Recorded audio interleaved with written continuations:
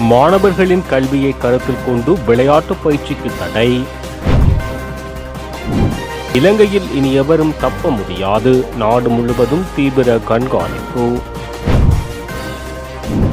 வெலிகம படுகொலை சம்பவம் விசாரணையில் புதிய திருப்பம். போதைக்கு அடிமையான இளைஞர்களுக்கு புனர்வாழ்வு கிளிநொச்சியில் அமைச்சர் உறுதி. அரசுக்கு எதிரான பேரணியில் சஜித் அணி இல்லை, சுஜீவ சேனசிங்க அறிவிப்பு. கிளிநொச்சியில் தமிழ் பேசும் காவல்துறை பொறுப்பதிகாரி நியமனம். ரணிலுக்கு எதிரான வழக்கு விசாரணைக்கு இன்று பரபரப்பாகும் கோட்டை நீதவான் நீதிமன்றம். சட்ட நூலில் கைத்துப்பாக்கியை வைக்க உதவிய பெண் சட்டத்தரணியை விசாரிக்க உத்தரவு. போதைப்பொருள் மற்றும் பாதாள குழுக்களுக்கு எதிரான நடவடிக்கையில் அரசியல் நோக்கம் கொண்ட எதிர்க்கட்சி ஹசன நாணயக்கார. தொடர்பான விரிவான செய்திகள். மாணவர்களின் கல்வியை கருத்தில் கொண்டு பாடசாலைகளில் சிறப்பாக செயற்படும் விளையாட்டு வீரர்களை தொடர் பயிற்சிக்கு அனுமதிப்பதில் பெற்றோர், ஆசிரியர்கள், அதிபர்கள் தடையாக உள்ளனர் என ஆளுநருடனான சந்திப்பில் விளையாட்டு உத்தியோகர்களால் சுட்டிக்காட்டப்பட்டது. அதன்போது விளையாட்டுத் துறையில் ஈடுபடும் மாணவர்களை குழுவாக்கி அவர்களுக்கான பிரத்யேக வகுப்புகளை நடாத்துவதனூடாக இந்த பிரச்சினையை தீர்த்துக் கொள்ள முடியும் என ஆளுநர் தனது கருத்தை முன்வைத்தார். வடக்கு மாகாண விளையாட்டு திணைக்களத்தின் கீழ் பணியாற்றும் மாவட்ட பிரதேச விளையாட்டு உத்தியோகத்தர்கள், பயிற்றுவிப்பாளர்கள், வடக்கு மாகாண உடற்கல்வி டிப்ளோமா ஆசிரியர் சங்க பிரதிநிதிகள் ஆகியோருடனான கலந்துரையாடல் ஆளுநர் செயலகத்தில் நேற்றைய தினம் செவ்வாய்க்கிழமை இடம்பெற்றது. குறித்த கலந்துரையாடலின் போது மேற்படி விடயம் தொடர்பில் கருத்துக்கள் முன்வைக்கப்பட்டது. தேசிய மட்ட போட்டிகளுக்கு செல்லும் விளையாட்டு வீரர்களுக்கான போக்குவரத்து வசதி தொடர்பில் கலந்துரையாடப்பட்டது. மாகாண அமைச்சுக்களில் உள்ள பேருந்துகளை அவற்றுக்கு பயன்படுத்துமாறு ஆளுநரால் அறிவுறுத்தல் வழங்கப்பட்டது. ஒவ்வொரு கூட்டத்திலும் ஒவ்வொரு பாடசாலையை தெரிவு செய்து அங்கு தொடர்ச்சியான பயிற்சிகள் வழங்குவதற்கான பொறிமுறை உருவாக்கும் தொடர்பில் ஆராயப்பட்டது. ஏற்கனவே வலய ரீதியான ஒவ்வொரு பாடசாலை மைதானங்கள் தெரிவு செய்யப்பட்டு அவற்றை மாகாண நிதியில் புனரமைப்பு செய்து பராமரிப்பதற்கான ஒழுங்குகள் திட்டமிட்டு வருவதாக கல்வி அமைச்சின் செயலாளர் இதன்போது குறிப்பிட்டார். இதேவேளை மாகாண மட்ட போட்டிகள் முடிவடைந்த பின்னரே தேசிய மட்டத்துக்கான வீரர்களை அடையாளப்படுத்தி தயார்படுத்தல்கள் நடைபெறுவதால் அவர்களுக்குரிய போதுமான பயிற்சிகள் வழங்கப்படாமல் தேசிய ரீதியில் சாதிக்க முடியவில்லை என்ற கருத்து முன்வைக்கப்பட்டது. எதிர்காலத்தில் கோட்டமட்ட போட்டி முடிவுகள் அடிப்படையில் தேசியத்துக்கு தகுதி பெறக்கூடியவர்கள் என கருதும் வீரர்களை அடையாளப்படுத்தி அவர்களுக்கு தொடர் பயிற்சிகளை வழங்குவதற்கு தீர்மானிக்கப்பட்டது. அதே நேரம் விளையாட்டு வீரர்களுக்கு வழங்கப்படும் ஊட்டச்சத்து கொடுப்பனவை அதிகரிப்பதற்கான கோரிக்கையும் கலந்துரையாடலில் முன்வைக்கப்பட்டது. பாடசாலைகளில் விளையாட்டு வாரத்தை அறிமுகப்படுத்துவதற்கும் பாடசாலை மைதான துப்புரவு வேலை திட்டத்தை மாகாண ரீதியில் ஒரே காலப்பகுதியில் முன்னெடுப்பதற்கு தீர்மானிக்கப்பட்டது. மேலும் பாடசாலைகளில் உள்ள சிற்றுண்டி சாலைகளில் போசாக்கற்ற உணவுகள் விற்பனை செய்யப்படுகின்றமை தடை செய்யும் சுற்றறிக்கையை மீண்டும் வெளியிடுவதற்கான நடவடிக்கை எடுக்கப்படும் என கல்வி அமைச்சின் செயலாளர் கலந்துரையாடலில் குறிப்பிட்டார். இதே நேரம் முதல் தர அணிகளை மாத்திரம் வளர்த்தெடுக்காமல் இரண்டாம் நிலை அணிகளை வளர்த்தெடுப்பதற்கான யோசனையும் விளையாட்டு உத்தியோகத்தர்களால் முன்வைக்கப்பட்டது. இதனூடாக அதிகளவான விளையாட்டு வீரர்களை உருவாக்க முடியும் என சுட்டிக்காட்டப்பட்டது. பாடசாலைகளில் சிறப்பாக செயற்படும் விளையாட்டு வீரர்களை தொடர் பயிற்சிக்கு அனுமதிப்பதில் பெற்றோர், ஆசிரியர்கள், அதிபர்கள் தடை ஏற்படுத்துவதாக சுட்டிக்காட்டப்பட்டது. அந்த மாணவர்களின் கல்வியை கருத்தில் கொண்டு அவர்களால் இவ்வாறு தடை ஏற்படுத்தப்படுவதாக குறிப்பிடப்பட்டது. விளையாட்டுத் துறையில் ஈடுபடும் மாணவர்களை குழுவாக்கி அவர்களுக்கான பிரத்யேக வகுப்புகளை நடத்துவதனூடாக இந்த பிரச்சினையை தீர்த்துக் கொள்ள முடியும் என ஆளுநர் தெரிவித்துள்ளார். கொழும்பு உட்பட நாடு முழுவதும் உள்ள பல்வேறு பகுதிகளில் உள்ள நெடுஞ்சாலைகளிலும் வீதிகளிலும் பாதுகாப்பு கேமரா அமைப்புகளை நிறுவுவதற்கு அரசாங்கம் கவனம் செலுத்தியுள்ளது. இதற்கு தேவையான கேமராக்களின் எண்ணிக்கை மற்றும் அதற்கான செலவு குறித்து கலந்துரையாடப்பட்டு வருவதாக பொது பாதுகாப்பு அமைச்சின் செய்தி தொடர்பாளர் தெரிவித்துள்ளார். பாதாள உலக குற்றவாளிகள் உட்பட பல்வேறு சந்தேக நபர்களை பிடிக்க பாதுகாப்பு கேமராக்கள் பெருமளவில் உதவியுள்ளன. மேலும் இந்த கேமரா அமைப்பு பல சந்தேக நபர்களை பிடிப்பதை இலகுவாக்கியுள்ளதாக தெரிவிக்கப்பட்டுள்ளது. மாகாண மட்டத்தில் இந்த பாதுகாப்பு கேமரா அமைப்பை செயல்படுத்துவது மற்றும் மேற்கு, வடமேற்கு, வடக்கு மாகாணங்களை அடிப்படையாக கொண்டு அவற்றை செயல்படுத்துவது குறித்து கவனம் செலுத்தப்பட்டுள்ளது. அடுத்த ஆண்டு தொடக்கத்தில் நாடு முழுவதும் இந்த கேமரா அமைப்பை செயல்படுத்துவது இதன் நோக்கமாகும் என தெரிவிக்கப்பட்டுள்ளது. வெலிகம பிரதேசபை தலைவரின் கொலையுடன் தொடர்புடையதாக சந்தேகிக்கப்படும் துப்பாக்கிச்சூடு நடத்தியவரை கைது செய்வதற்கான நடவடிக்கையில் ஈடுபட்ட சில அதிகாரிகளின் நடத்தை குறித்து போலீஸ் சிறப்பு புலனாய்வு பிரிவு தற்போது விசாரணையை தொடங்கியுள்ளது. கொழும்பில் நடைபெற்ற ஊடகவியலாளர் சந்திப்பில் போலீஸ் ஊடக பேச்சாளர், உதவி போலீஸ் அத்தியட்சர் எஃப்.யு. புட்லர் இதனை தெரிவித்தார்.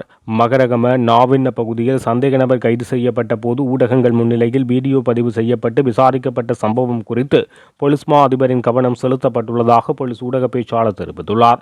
அரசாங்க தகவல் திணைக்களத்தில் நடைபெற்ற அமைச்சரவை முடிவுகளை அறிவிக்கும் செய்தியாளர் சந்திப்பில் ஊடகவியலாளர் எழுப்பிய கேள்விக்கு பதிலளிக்கும் போது அவர் இதனை தெரிவித்தார். துப்பாக்கிச்சூடு நடத்தியவர் கைது செய்யப்பட்ட போது வெளிநபர் அல்லது எங்கள் போலீஸ் அதிகாரிகள் ஒருவர் புகைப்படம் அல்லது வீடியோ எடுத்திருந்தால் நாங்கள் அதனை விசாரணை செய்வோம். நீதிமன்றத்தில் நடந்து வரும் வழக்கு தொடர்பாக இந்த வழியில் ஆதாரங்களை வழங்குவது வழக்குக்கு பாதகமானது. இது பாதிக்கப்பட்டவருக்கும் பாதிக்கப்பட்ட தரப்பினருக்கும் பாதகமானது என நாங்கள் கருதுகிறோம். எனவே ஒரு குற்றம் குறித்து செய்தி வெளியிடுவதற்கு முன்பு முடிந்தவரை முக்கியமான விடயங்களில் கவனம் செலுத்துமாறு ஊடகங்களை நாங்கள் கேட்டுக்கொள்வதாக தெரிவித்துள்ளார். போதைக்கு அடிமையான இளைஞர்களை நீதிமன்றம் அனுப்பாமல் அவர்களுக்கு பெற்றோரின் விருப்பத்திற்கு ஏற்றவாறு புனர்வாழ்வு அளிக்கப்படும் என பொதுமக்கள் பாதுகாப்பு அமைச்சர் ஆனந்த விஜயபால தெரிவித்துள்ளார். கிளிநொச்சி பூநகரி மடத்தடி பிள்ளையார் ஆலயத்துக்கு சென்று வழிபாடுகளில் ஈடுபட்ட அமைச்சர் அங்குள்ள மக்களோடு கலந்துரையாடிய போது இவ்வாறு தெரிவித்தார். உங்களுக்கு நிறைய பிரச்சனை உள்ளது. போதைப் பொருளுக்கு தீர்வு காண போலீஸ் குழுக்களை நியமிப்போம். அதற்கான சுற்று நிருபம் வந்துள்ளது. சுற்றி வளைப்பு செய்ய வேண்டுமாக இருந்தாலும் செய்வோம். யாரும் பயப்பட வேண்டியதில்லை. நல்லதொரு பாதுகாப்பான நாட்டுக்காகவே ஒருவரிடத்துக்கு முன்பு ஜனாதிபதி தலைமையில் அரசாங்கத்தை அமைத்துக் கொண்டோம் என தெரிவித்துள்ளார். புது இந்த அரசாங்கத்தை பாதுகாக்கும் கடமை எங்களுக்கு உள்ளது எனவும் தற்போதைய அரசாங்கத்தின் நடவடிக்கைகளை வரவேற்பதாகவும் அங்கிருந்த மக்கள் தெரிவித்தனர். நுகைகொடையில் எதிர்வரும் நவம்பர் 21ஆம் தேதி நடைபெறவுள்ள அனூர் அரசுக்கு எதிரான பேரணியில் பிரதான எதிர்க்கட்சியான ஐக்கிய மக்கள் சக்தி பங்கேற்காது என்று அந்த கட்சியின் சிரேஷ்ட உபதலைவர் சுஜீவ சேனசிங்க ஊடகங்களிடம் தெரிவித்துள்ளார். எனினும் அனூர் அரசின் ஒடுக்குமுறை மற்றும் ஜனநாயக விரோத செயற்பாடுகளுக்கு எதிராக எதிரணிகளுடன் இணைந்து பயணிக்கக்கூடிய இடங்களில் ஐக்கிய மக்கள் சக்தி இணைந்து செயற்படும் என அவர் தெரிவித்துள்ளார். அனூர் அரசின் ஊழல், தவறான நிர்வாகம் மற்றும் ஜனநாயக விரோத நடைமுறைகளுக்கு எதிராகவே எதிர்வரும் நவம்பர் 21ஆம் தேதி நுகேகொடையில் பேரணியை நடாத்துவதற்கு ஐக்கிய தேசிய கட்சி, ஸ்ரீலங்கா சுதந்திர கட்சி, ஸ்ரீலங்கா புதிய பெரமுன என்பன திட்டமிட்டன. கிளிநொச்சி காவல் நிலையத்திற்கு தமிழ் மொழி பேசக்கூடிய பொறுப்பதிகாரி நியமிக்கப்பட்டுள்ளார். இதன் மூலம் கிளிநொச்சி மக்கள் தங்களுடைய முறைப்பாடுகளை இனி தமிழ் மொழியில் நேரடியாக முன்வைக்கலாம் என தெரிவிக்கப்பட்டுள்ளது. தமிழ் பிரதேசங்களில் தமிழ் அதிகாரிகளை நியமிக்கும் தேசிய மக்கள் சக்தி அரசாங்கத்தின் நடவடிக்கையின் ஒரு பகுதியாக இந்த நியமனம் நடைமுறைப்படுத்தப்பட்டுள்ளது. குறித்த நிலையத்தின் பொறுப்பதிகாரியாக சுல்தான் நஜீம் நியமிக்கப்பட்டுள்ளார். இந்த முயற்சி தமிழ் பேசும் மக்களுக்கும் பாதுகாப்பு துறைக்கும் இடையிலான தொடர்பை வலுப்படுத்த ஒரு முக்கிய முன்னேற்றமாக கருதப்படுகின்றமை குறிப்பிடத்தக்கது. பொதுமக்கள் பாதுகாப்பு அமைச்சர் ஆனந்த விஜயபாலவுக்கு எதிராக நம்பிக்கையில்லா பிரேரணை முன்வைக்கப்பட வேண்டும் என்று ஸ்ரீலங்கா பொதுஜன பெரமுனவின் முன்னாள் நாடாளுமன்ற உறுப்பினர் சட்டத்தரணி பிரேம்நாத் சி துலவத்த வலியுறுத்தியுள்ளார். பிரதான எதிர்க்கட்சியான ஐக்கிய மக்கள் சக்தியிடமே அவர் இந்த வலியுறுத்தலை விடுத்துள்ளார். வெலிகம பிரதேச சபை தவிசாளர் தனக்கு உயிர் அச்சுறுத்தல் இருப்பதாக சுட்டிக்காட்டி உரிய பாதுகாப்பு கோரி போலீஸ் மா அதிபருக்கு கடிதம் எழுதியிருந்தார். எனினும் இது தொடர்பில் உரிய நடவடிக்கை எடுக்கப்படாத நிலையில் அவர் சுட்டுக் கொல்லப்பட்டிருந்தார். இந்த விடயத்தை பிரதான காரணமாக கொண்டே மேற்படி நம்பிக்கையில்லா பிரேரணை முன்வைக்கப்பட வேண்டும் என பிரேம்நாத் துலவத்த சுட்டிக்காட்டினார். எனினும் இது தொடர்பில் பிரதான எதிர்க்கட்சியான ஐக்கிய மக்கள் சக்தி தமது நிலைப்பாட்டை இதுவரை அறிவிக்கவில்லை. நம்பிக்கையில்லா பிரேரணையை நிறைவேற்றுவதற்குரிய பெரும்பான்மை பலம் எதிர்க்கட்சி வசம் இல்லாத போதும் பொதுமக்கள் பாதுகாப்பு அமைச்சர் மீது நம்பிக்கை இல்லை என்பதை வெளிப்படுத்தவும், நாட்டில் தேசிய பாதுகாப்புக்கு அச்சுறுத்தல் இல்லை என்பதை சுட்டிக்காட்டவும் இந்த பிரேரணையை ஒரு கருவியாக பயன்படுத்தலாம் என சில எதிரணி உறுப்பினர்கள் கருதுகின்றனர். அதேவேளை சபாநாயகருக்கு எதிராக நம்பிக்கையில்லா பிரேரணையை முன்னெடுப்பதற்குரிய நகர்வுகளை ஐக்கிய மக்கள் சக்தி ஏற்கனவே ஆரம்பித்திருந்தமை குறிப்பிடத்தக்கது. முன்னாள் ஜனாதிபதி ரணில் விக்ரமசிங்கவுக்கு எதிராக பொதுச் சொத்துக்கள் சட்டத்தின் கீழ் குற்றம் சுமத்தப்பட்டு தாக்கல் செய்யப்பட்டுள்ள வழக்கு இன்று மீண்டும் விசாரணைக்கு எடுத்துக் கொள்ளப்பட உள்ளது. கொழும்பு கோட்டை நீதவான் நீதிமன்றில் இந்த வழக்கு விசாரணைக்கு எடுத்துக் கொள்ளப்பட்டது. ரணில் விக்ரமசிங்க ஜனாதிபதி பதவி வகித்த காலப்பகுதியில் அவரது மனைவி பேராசிரியர் மைத்ரி விக்ரமசிங்கவின் பட்டமளிப்பு விழாவில் கலந்து கொள்வதற்காக லண்டன் செல்வதற்கு அரச நிதியை துஷ்பிரயோகம் செய்த குற்றச்சாட்டு தொடர்பில் இந்த முறைப்பாடு தாக்கல் செய்யப்பட்டது. இதன்படி வாக்குமூலம் வழங்குவதற்காக கடந்த ஆகஸ்ட் மாதம் 22ஆம் தேதி குற்றப்புலனாய்வு திணைக்களத்துக்கு சமூகம் அளித்த முன்னாள் ஜனாதிபதி கைது செய்யப்பட்டு நீதிமன்றத்தில் முன்னிலைப்படுத்தப்பட்டதை ஆகஸ்ட் 26ஆம் தேதி வரை விளக்கமறியலில் வைக்குமாறு உத்தரவிடப்பட்டது. பின்னர் முன்னாள் ஜனாதிபதி தொடர்பில் சமர்ப்பிக்கப்பட்ட வைத்திய அறிக்கைகளை கருத்தில் கொண்டே கோட்டை நீதவான் நிலப்புலி ரங்காபுர முன்னாள் ஜனாதிபதியை தலா 50 லட்சம் ரூபாய் பெறுமதியான 3 சரீர பிணைகளின் கீழ் விடுவிக்க உத்தரவிட்டதுடன் வழக்கு விசாரணையை இன்றைய தினம் மீண்டும் விசாரணைக்கு எடுத்துக் கொள்ளுமாறு உத்தரவிட்டுள்ளார்.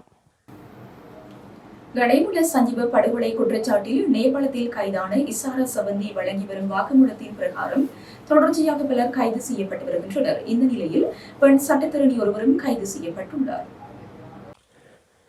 இந்த நிலையில் பெண் சட்டத்தரணி ஒருவர் கைது செய்யப்பட்டுள்ளார். கைத்துப்பாக்கியை சட்டக்கோவை நூல் ஒன்றில் மறைத்துக் கொண்டு செவ்வந்தி நீதிமன்றம் வருவதற்கு இந்த பெண் சட்டத்தரணி உதவி செய்த குற்றச்சாட்டில் நேற்று செவ்வாய்க்கிழமை கொழும்பில் வைத்து கைது செய்யப்பட்டார். குறித்த பெண் சட்டத்தரணியை 72 மணி நேரம் தடுத்து வைத்து விசாரிக்க குற்றப்புலனாய்வு போலீசாருக்கு இன்று புதன்கிழமை அனுமதி வழங்கியுள்ளது. கடந்த பிப்ரவரி 19ஆம் தேதி கொழும்பு புதுக்கடை நீதிமன்றத்தில் அழைத்து வரப்பட்டு சாட்சி கூண்டில் நின்ற போது கணைமுள்ள சஞ்சீவ சுட்டுக் கொல்லப்பட்டார். இந்த சம்பவத்துடன் தொடர்புடையதாக சந்தேகிக்கப்பட்டு குற்றப்புலனாய்வு போலீசாரால் தேடப்பட்டு வந்த சுப்பந்தியும் சில சந்தேக நபர்களும் சென்ற 14ஆம் தேதி நேபாளத்தில் கைது செய்யப்பட்டு கொழும்புக்கு கொண்டு வரப்பட்டனர். அரசு சேவையில் ஆட்சேர்ப்பு செயல்முறை மீளாய்வு செய்தல் மற்றும் பணிக்குழா முகாமைத்துவத்திற்கு நியமிக்கப்பட்டுள்ள குழுவின் விதிமுறைகளை அமல்படுத்தும் வகையில் 22 துறைகளில் சுமார் 8000 ஆட்சேர்ப்புகளுக்கும் அமைச்சரவை அங்கீகாரம் வழங்கியுள்ளது. அரச சேவையில் ஆட்சேர்ப்பு செயல்முறை மீளாய்வு செய்து தேவைகள், முன்னுரிமைகள் மற்றும் நேர சட்டகத்தை அடிப்படையாக கொண்டு அது தொடர்பான நடவடிக்கைகளை மேற்கொள்வதற்காக பிரதமரின் செயலாளரின் தலைமையில் உத்தியோகத்தர் குழு ஒன்றை நியமிப்பதற்காக கடந்த ஆண்டு டிசம்பர் 30ஆம் தேதி இடம்பெற்ற அமைச்சரவை கூட்டத்தில் அங்கீகாரம் வழங்கப்பட்டது.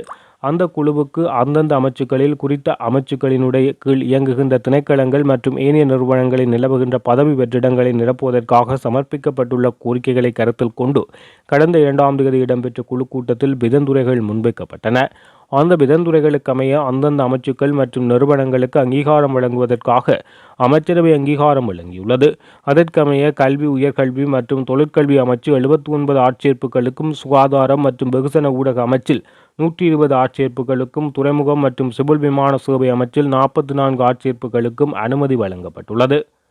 மேலும் பொது நிர்வாக, மாகாண சபைகள் மற்றும் உள்ளூராட்சி அமைச்சில் 17 ஆட்சேர்ப்புகளுக்கும், விவசாயம், கால்நடை வளம், காணி மற்றும் நீர்ப்பாசன அமைச்சில் 123 ஆட்சேர்ப்புகளுக்கும், வர்த்தக, வாணிப, உணவு பாதுகாப்பு மற்றும் கூட்டுறவு அமைச்சில் 1 ஆட்சேர்ப்புக்கும், நிதி திட்டமிடல் மற்றும் பொருளாதார அபிவிருத்தி அமைச்சில் 310 ஆட்சேர்ப்புகளுக்கும் அமைச்சரவை அங்கீகாரம் வழங்கியுள்ளது. மீன்பிடி, நீரியல் மற்றும் சமுத்திர வளங்கள் அமைச்சில் 1 ஆட்சேர்ப்புக்கும், டிஜிட்டல் பொருளாதார அமைச்சில் 1 ஆட்சேர்ப்புக்கும், போக்குவரத்து, நெடுஞ்சாலை மற்றும் நகர அபிவிருத்தி அமைச்சில் 48 ஆட்சேர்ப்புகளுக்கும், வெளிவிவகாரம், வெளிநாட்டு வேலைவாய்ப்பு மற்றும் சுற்றுலாத்துறை அமைச்சில் 54 ஆட்சேர்ப்புகளுக்கும், கிராமிய அபிவிருத்தி, சமூக பாதுகாப்பு மற்றும் சமுதாய உட்கட்டமைப்பு அமைச்சில் 6 ஆட்சேர்ப்புகளுக்கும், இளைஞர் விவகாரம் மற்றும் விளையாட்டு அமைச்சில் 355 ஆட்சேர்ப்புகளுக்கும் அமைச்சரவை அங்கீகாரம் வழங்கியுள்ளது. மக்கள் பாதுகாப்பு மற்றும் பாராளுமன்ற விவகாரங்கள் அமைச்சில் 5198 ஆட்சேர்ப்புகளுக்கும், பெருந்தோட்ட மற்றும் சமுதாய உட்கட்டமைப்பு வசதி அமைச்சில் 213 ஆட்சேர்ப்புகளுக்கும், புத்த சாசன, சமய மற்றும் கலாச்சார விவகார அமைச்சில் 1261 ஆட்சேர்ப்புகளுக்கும், தேசிய போலீஸ் ஆணைக்குழு 2 ஆட்சேர்ப்புகளுக்கும், வடக்கு மாகாண சபையில் 115 ஆட்சேர்ப்புகளுக்கும் அமைச்சரவை அனுமதி அளித்துள்ளது. நாட்டில் சட்டமாட்சியை உறுதிப்படுத்தி போதைப்பொருள் மற்றும் பாதாள குழுக்களுக்கு எதிராக நடவடிக்கை எடுக்கும் போது எதிர்க்கட்சியினர் குறுகிய அரசியல் நோக்கத்தை முன்னிலைப்படுத்தி செயற்படுகிறார்கள். பலவீனமான எதிர்க்கட்சியை இன்று உள்ளது என நீதி மற்றும் தேசிய ஒருமைப்பாடு அமைச்சர் சட்டத்தரணி ஹர்ஷன நாணயக்கார தெரிவித்தார். பிரித்தானியாவுக்கு சென்றுள்ள அமைச்சர்களான நலிந்த ஜெயதிச, சரோஜா சாவித்ரி போல்ராஜ் மற்றும் கர்சன நாணயக்கார் ஆகியோர் லண்டன் நகரில் தேசிய மக்கள் சக்தி ஆதரவாளர்களுடன் கலந்துரையாடலில் ஈடுபட்டனர். இதன்போது கருத்து தெரிவிக்கையில் இவ்வாறு குறிப்பிட்டார். பொருளாதார நெருக்கடிக்கு தீர்வு காண்பதற்கு முன்னுரிமை வழங்கியுள்ளோம். நிறைவடைந்த ஒரு வருட காலத்தில் பொருளாதார மீட்சிக்குரிய திட்டங்களை சகல அரசு நிறுவனம் மற்றும் திரைக்களங்கள் ஊடாக செயற்படுத்தியுள்ளோம். பொருளாதாரத்தை ஸ்திரப்படுத்துவதும் நாட்டில் சட்டவாட்சியை உறுதிப்படுத்துவதும் அரசாங்கத்தின் பிரதான எதிர்பார்ப்பு.